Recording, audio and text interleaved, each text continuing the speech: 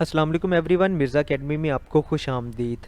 आज हम लोग यूसेट 2023 का जनरल साइंस पोर्शन का एक्सपेक्टेड पेपर करने जा रहे हैं और इस वीडियो में हम इसका वर्बल रीजनिंग या इंग्लिश का सेक्शन डिस्कस करेंगे। ओके, इंग्लिश के सेक्शन में सबसे पहला पार्ट जो होता है वो होता है एनालॉगी का। एनालॉगी किसे कहते हैं, एनालॉगी का क्या मतलब होता है? एनालॉगी का मतलब ये है कि उन्होंने क्वेश्चन में हमें जो दो वर्ड्स दिए हुए हैं, इन दो वर्ड्स के दरमियान जो भी रिलेशन है हमने अपने आंसर में वही रिलेशनशिप फाइंड आउट करना है।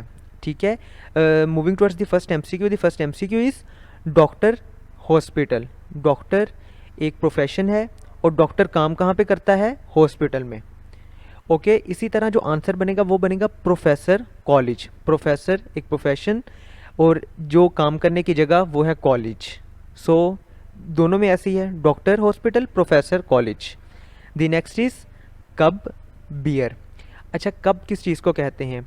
हिरन या जैसे ये बियर लिखा हुआ है, इसका जो छोटा बच्चा होता है यानी जो बिल्कुल छोटा सा होता है ना, उसे कब बोला जाता है। तो अब ये छोटा और जैसे ही वो बड़ा हो जाएगा, वो अपनी एडल्ट लाइफ में एंटर हो जाएगा तो बियर हो गया। इसी तरह पपी, डॉग। पपी डॉग जब छोटा होता है तो उसे पपी बोला जाता है, होता वो डॉग ही है लेकिन उसे डॉग नहीं, उसे पपी बोलते हैं। तो जब वो बड़ा हो जाता है एडल्ट लाइफ में, then dog. So beta is the correct option. Next, oscillate, pendulum. Pendulum हम कहते हैं, अक्सर आपने ये देखा होगा घर में घड़ियाँ लगाई होती हैं तो घड़ियों के नीचे एक मतलब मैसा होता है जो मूव कर रहा होता है, वो इस तरह ना मूव करता रहता है, तो उस चीज़ को हम बोलते हैं पेंडुलम। और ओसिलेट इस मूवमेंट को बोलते हैं।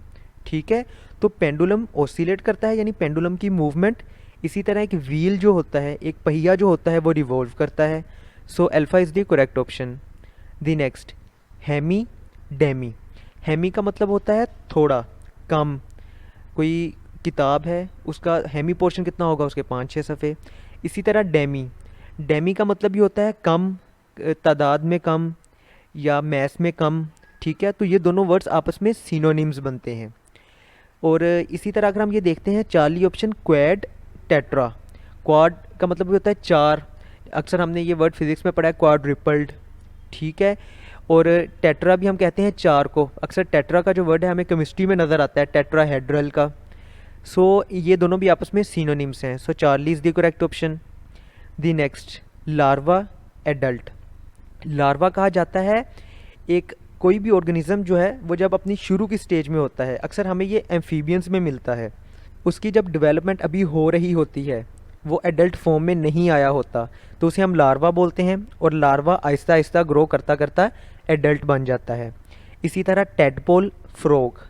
फ्रॉग जो है वो जब शुरू होती है उसकी डेवलपमेंट, उसकी फॉर्मेशन, तो उसको हम फ्रॉग बोलते हैं। और देन वो टेडपोल जो है वो ग्रो करता करता फ्रॉग बन जाता है। So Charlie is the correct option. Next, अच्छा नेक्स्ट पार्ट जो है वो हमारे पास है सिनोनिम्स का। सिनोनिम्स का मतलब क्या होता है? ऐसे दो वर्ड्स या ऐसे वर्ड्स जो आपस में सेम मीनिंग्स कन्वे करते हो, ठीक है, जिनका एक ही मतलब हो। पहला वर्ड जो है हमारे पास वो है एंटी डिलूवियन। एंटी डिलूवियन का मतलब होता है बहुत पुराना। एक्चुअली इसका मतलब है कि बिब्लिकल फ्लड से पुराना। बिब्लिकल फ्लड क्या चीज़ होती है, ये एक प्लस पॉइंट में समझ लें। हमारे एक मुसलमानों में ये कॉन्सेप्ट है कि हज़रत नूह के दौर में एक सैलाब आया था जिसने पूरी दुनिया को कवर कर लिया था। इसी तरह अगर हम जूइश कम्युनिटी को देखते हैं और हम जूइश या यहूदियों का लिटरेचर स्टडी करते हैं तो उसमें हमें ये वर्ड मिलता है एंटी डिलूवियन। सो उसमें बिब्लिकल फ्लड उसे कहा जाता है। उनके यहाँ भी ये कॉन्सेप्ट है कि एक फ्लड आया था दुनिया में, ठीक है, लेकिन वो उसको बिब्लिकल फ्लड कहते हैं। तो जो चीज़ उस फ्लड से भी पुरानी है उसे एंटी डिलूवियन कहा जाता है। तो इसका मतलब क्या बना? पुराना, कदीम। तो इसका सिनोनिम बनेगा एंटीक्ड। एंटीक्ड का मतलब यही होता है कि कोई चीज़ बहुत पुरानी हो। नेक्स्ट है एंजाइटी। एंजाइटी का मतलब होता है परेशानी, परेशान हो जाना। So worried, Charlie is the correct option. Next जो पोर्शन है वो है एंटोनिम्स का। एंटोनिम्स का मतलब होता है ऐसे वर्ड्स जो आपस में ऑपोजिट मीनिंग्स कन्वे करते हो। ओके, इसमें जो फर्स्ट एमसीक्यू है वो है इनॉर्मस। इनॉर्मस का मतलब होता है बड़ा, बहुत बड़ा। ठीक है, इसका जो एंटोनिम बनेगा, जो ऑपोजिट बनेगा, वो बनेगा छोटा, जो कम हो। So tiny, Charlie is the correct option. Next, sartorial. Sartorial का मतलब होता है रिलेटेड टू क्लोथ्स। यानी कपड़ों का फैशन, कपड़ों का बनाना संवारना, कपड़ों की सिलाई, ऐसी चीज़ जो एक प्रेजेंटेबल लगे। ठीक है, इसका ऑपोजिट बनेगा होमस्पन। होमस्पन का मतलब होता है घर में बना हुआ खुला डुला सा कपड़ा, कि घर में एक सिंपल सा कपड़ा बना लिया पहनने के लिए। सो alpha is the correct option. Next हमारे पास जो पोर्शन है वो है सेंटेंस कम्प्लीशन का। सेंटेंस कम्प्लीशन में हमारे पास सबसे पहले जो एमसीक्यू है वो है yesterday the weather was not good, it was dash pleasant. कल मौसम ज़्यादा अच्छा नहीं था लेकिन ये काफ़ी हद तक प्लेजेंट था। सो काफ़ी हद तक या काफ़ी, इसके लिए जो वर्ड यूज़ होगा वो होगा फेयरली का। ठीक है, so alpha is the correct option. The next is if he had been careful the accident could have been avoided. Okay, so have been, had been इधर यूज़ होगा और आगे हैव बीन यूज़ होगा। The next is let her dash to leave the classroom at once. Let her be told to leave the classroom at once.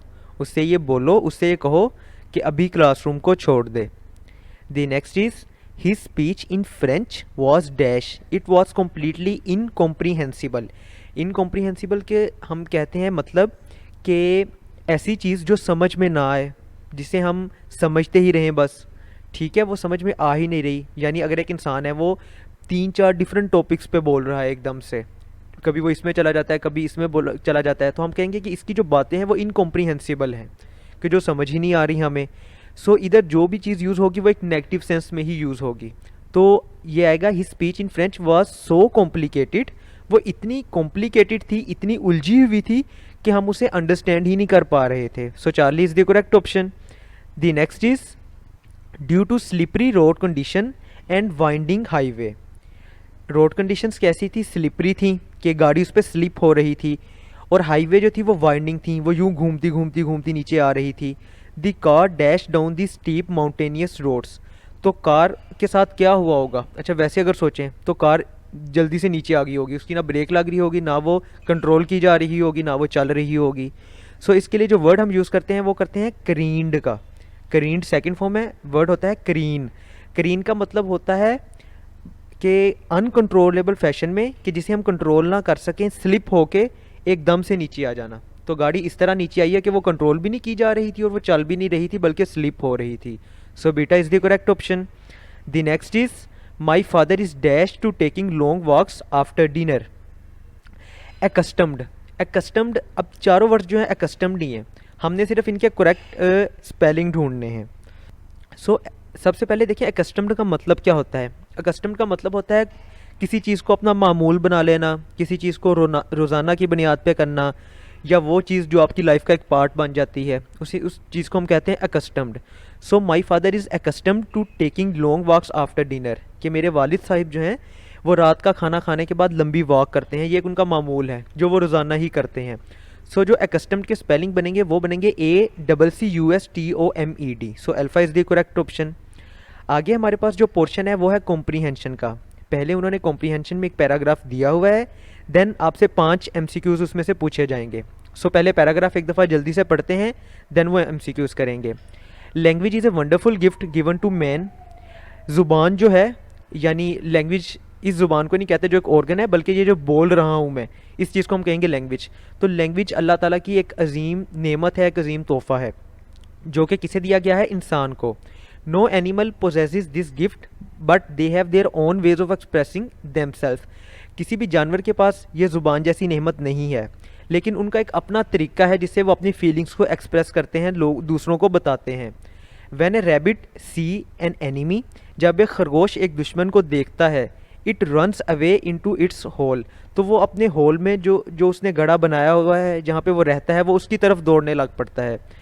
Its tail, उसकी जो दुम होती है, विच इज़ वाइट, जो कि सफ़ेद होती है, bobs up and down, Bob कहते हैं जल्दी जल्दी हिलाना, तो वो उसे अप एंड डाउन हिलाता है।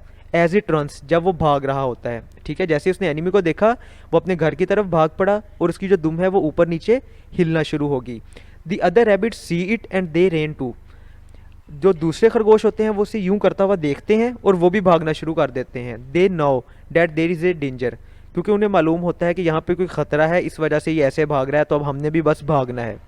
When a cobra is angry, जब एक कोबरा, एक सांप जो है वो एंग्री होता है, वो गुस्से में होता है, इट रेजेस इट्स हुड, तो वो अपना फन उठाता है, जो आगे सर उठा लेता है सांप, and makes itself look fierce, और यूँ नज़र आता है कि जैसे वो बहुत गुस्से में है। दिस वॉन्ट्स अदर एनिमल्स, ये दूसरे जानवरों के लिए एक तंबीह होती है। When a bee has found some food, जब एक मक्खी को कोई खुराक मिलती है, it goes back to the hive, तो वो अपने घर में वापस जाती है। हाइव उस जगह को कहते हैं जहाँ पे मक्खियाँ रह रही होती हैं। It can't tell the other bees where the food is by speaking to them, वो उन्हें बोल के नहीं बता सकती कि फूड किस जगह पे पड़ी हुई है, but it does a kind of dance in the air, इसकी बजाय वो हवा में एक तरह का डांस करने लग जाती है। सम एनिमल्स से थिंग्स बाय मेकिंग साउंड, कुछ एनिमल्स कुछ ख़ास किस्म की आवाज़ें निकाल के कोई चीज़ एक दूसरे से कहते हैं। For example a dog barks when a stranger comes near, एक कुत्ता जो है जब भी उसके करीब कोई स्ट्रेंजर आएगा तो वो भौंकना शुरू कर देगा। अब इनके क्वेश्चंस करते हैं। A cobra raises its hood when it is, cobra अपना हुड कब उठाता है, ये हमने यहाँ पे पढ़ा था कि when a cobra is angry, जब वो एंग्री होता है तब वो अपना हुड उठा लेता है। So angry Charlie is the correct option. Next is when a rabbit sees an enemy, ये हमने पहले ही लाइन में पढ़ा था कि जब वो अपने किसी एनिमी को देख लेता है तो वो भाग जाता है अपने होल की तरफ। So it runs away into its hole. The next is a rabbit's white tail bob up and down, ये भी हमने इसी लाइन के साथ पढ़ा था कि जब वो भाग रहा होता है तो उसकी पूंछ जो है वो ऊपर नीचे हरकत करती है। सो एज इट रन्स, जब वो भाग रहा होता है दुश्मन से डर के, तो उसकी जो टेल है वाइट टेल वो अप एंड डाउन बॉब करती है। The next is language is a wonderful gift from God given to man, पहली ही लाइन में ये पढ़ा था कि language is a wonderful gift given to man. The next and the last one for this section is the word possesses means, possess का मतलब होता है अपनी मलकियत बनाना, अपने पास रखना, किसी चीज़ का आपके पास होना। सो इसके लिए जो वर्ड यूज़ होता है वो होता है ओन का। ओन का मतलब होता है किसी चीज़ का मालिक बन जाना, कि मैं ये गाड़ी ओन करता हूँ, मैं ये मोबाइल ओन करता हूँ। So Charlie is the correct option. Let's end here. If you have any question, any query regarding it, you can ask in the comment section. Thank you.